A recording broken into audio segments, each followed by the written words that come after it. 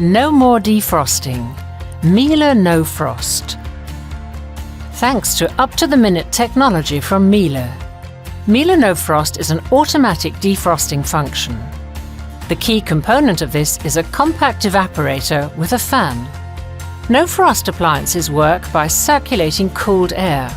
Moisture is expelled outside, keeping the interior dry and preventing ice from forming. To do this, a fan conducts the air from the freezer over the evaporator. The moisture condenses here to form frost. The air, which is now dry, flows back into the appliance. A heater element automatically melts the frost at regular intervals. At this point, the fan switches off to stop the heat from spreading.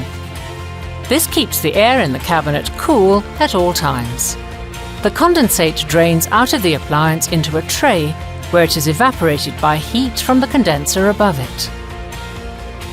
Energy consumption is comparable to conventional appliances, as energy-intensive manual defrosting is no longer necessary. Frost-free appliances also have the Vario Room feature.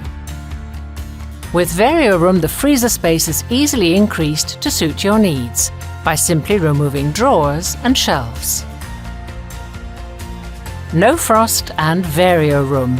Miele, always thinking ahead.